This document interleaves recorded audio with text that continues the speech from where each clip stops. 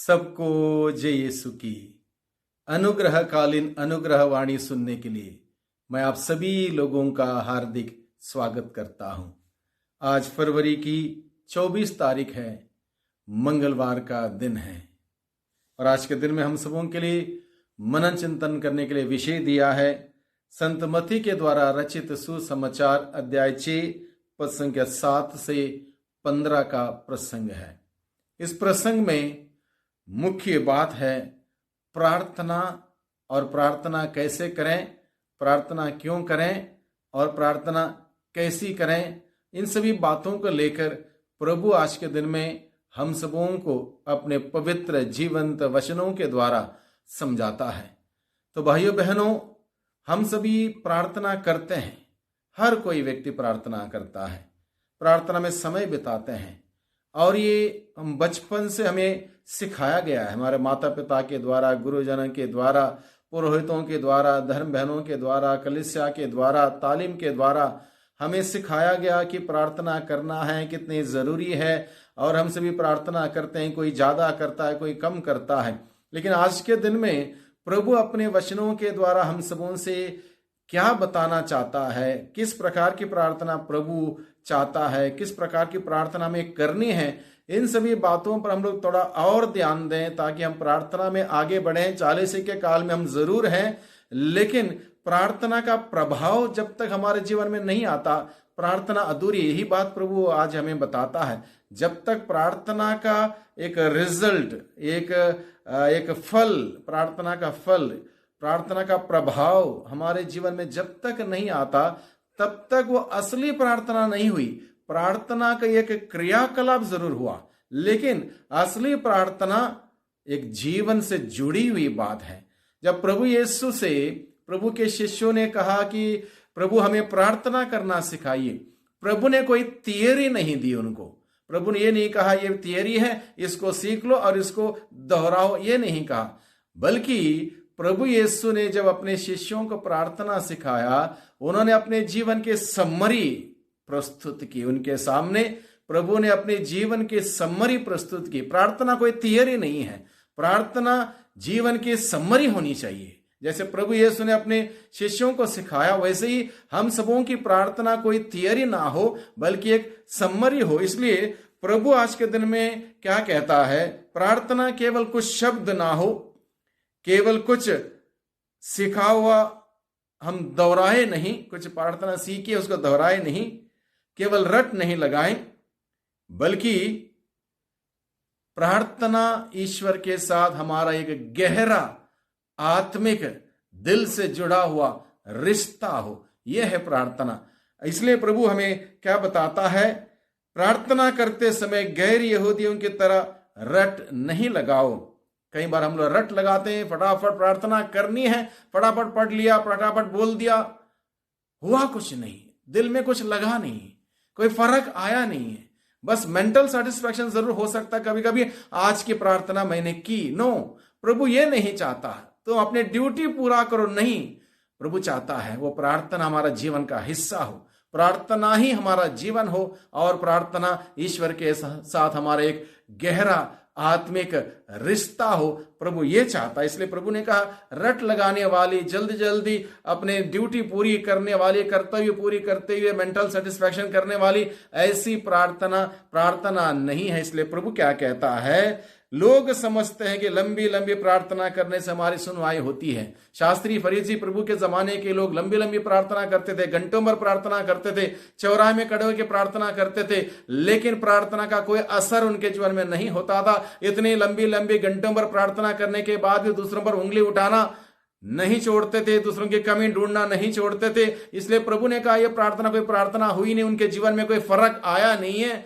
दूसरों को नीचे गिराना नहीं छोड़ते, दूसरों पर उंगली उठाना नहीं छोड़ते, दूसरों के बारे में बातें करना नहीं छोड़ते, तो कहां हुआ प्रार्थना का प्रभाव? कोई प्रभाव नहीं है। जिस प्रार्थना का कोई प्रभाव नहीं है, उस व्यक्ति के जीवन में बहुत कुछ अभाव है। इसलिए प्रभु आज के दिन में हम सबों से क्या कहता है, कैसी प्रार्थना करनी है, इसलिए प्रभु हमें बताता है। उनके समान नहीं बनो। यानी कि जो उंगली उठाते हैं, प्रार्थना भी करते हैं, चर्च भी जाते हैं, एडोरेशन भी करते हैं और साधना में जाते हैं, क्रूस का रास्ता भी करते हैं, बाइबल भी पढ़ते हैं, माला विनती भी करते हैं, लेकिन अपने वो पुराने आदतों को नहीं छोड़ते, उनकी तरह नहीं बनो प्रभु कहता है, क्योंकि तुम्हारे मांगने से पहले ही तुम्हारा पिता जानता है कि तुम्हें किन किन बातों की, किन किन चीजों की जरूरत है। वो हमारे पिता है, इस बात का एहसास एक प्रार्थना है। हमारा स्वर्गीय पिता है जो हमारी शारीरिक देखरेख करता है, हमारी आध्यात्मिक देखरेख करता है। इस बात का एहसास कि मेरा पिता है जो मुझसे प्यार करता है, मेरे लिए इंतजाम करता, प्रबंध करता, मेरा ख्याल रखता, मेरी रक्षा करता, और इस बात का एहसास एक प्रार्थना। इसलिए प्रभु कहता है कोई रट मत लगाओ, दिखावा मत करो, आडंबर मत करो, बल्कि दिल के साथ प्रभु के साथ रिश्ता जोड़ो। प्रार्थना दिल की सच्चाई व ईमानदारी है। प्रार्थना दिल की सच्चाई व ईमानदारी है, कोई ढोंग नहीं, कोई आडंबर नहीं, कोई दिखावा नहीं, बल्कि दिल की गहराई से निकलने वाली वो भावनाएं, दिल की गहराई से सुख हो, दुख हो, खुश हो, प्रसन्न हो, हर बात में जो दिल की गहराई से बड़े विश्वास से जो भाव प्रकट होते हैं, निकलते हैं ईश्वर के प्रति, उस पिता के प्रति, वो प्रार्थना हो। प्रभु ये कहता है प्रार्थना दिल की सच्चाई व ईमानदारी की प्रार्थना हो, क्योंकि परमेश्वर हमारे मांगने से पहले हमें हमारी जरूरत जानता है। इसलिए हमें बताने की जरूरत नहीं, लिस्ट रखने की जरूरत नहीं, परमेश्वर के सामने बस रिश्ता जोड़ने की जरूरत है। रिश्ता जोड़ेगा, परमेश्वर से आशीषें प्रवाहित होंगी, बरकतें आएंगी, अनुग्रह हमें मिलेगा। यीशु ने सिखाया कि हमें प्रार्थना किस प्रकार से करनी चाहिए, जिसकी शुरुआत हम करते हैं। प्रभु यीशु ने प्रार्थना करना सिखाया, जिसकी शुरुआत हम करते हैं हर दिन, हे पिता हमारे, अर्थात जो हमारे लिए सब कुछ है। पिता यानी कि सब कुछ है। पिता हमारा पालनहार है, हमारा रचयिता है, हमारे लिए इंतजाम करने वाला, प्रबंध करने वाला, हमारी रक्षा करने वाला, हमारा ख्याल रखने वाला। ये एहसास जब हम पिता बोलते हैं कि हमारे लिए सारा इंतजाम होता है, एक भरोसा है, एक प्यार है, एक विश्वास है कि हमारे साथ हमारा पिता है। हे हमारे पिता, प्रभु ने यह सिखाया, प्रेम, भरोसा व विश्वास के साथ पिता कहकर पुकारना ही एक प्रार्थना है। पिता के साथ प्रेम का रिश्ता जोड़ते हुए, भरोसा रखते हुए, विश्वास से पिता को पिता कहकर पुकारना ही प्रार्थना है, प्रभु सिखाता है। और ये एक एहसास है कि मेरे साथ मेरा पिता खड़ा है। जब हम पिता कहते हैं तो हम पिता से प्रेम का रिश्ता जोड़ते हैं या मानते हैं, प्रेम का रिश्ता मानते हैं। ईश्वर की महिमा करना हमारी प्रार्थना होनी चाहिए, यानी कि मेरे जीवन के द्वारा, मेरे उठने बैठने, बातचीत, सोच समझ के द्वारा मुझे ईश्वर की महिमा करनी है, ऐसी प्रार्थना हो मेरे जीवन के द्वारा। मैंने प्रार्थना की, चर्च में 2 घंटे प्रार्थना की, मिस्सा में भाग लिया, आराधना में भाग लिया, अपने पड़ोसी से बातचीत नहीं, उनसे लड़ाई झगड़ा कर दिया, तो मेरी प्रार्थना का कोई प्रभाव नहीं। यानी कि पिता की महिमा करना है तो पिता की इच्छा के अनुसार चलना, जीना बहुत ही जरूरी है।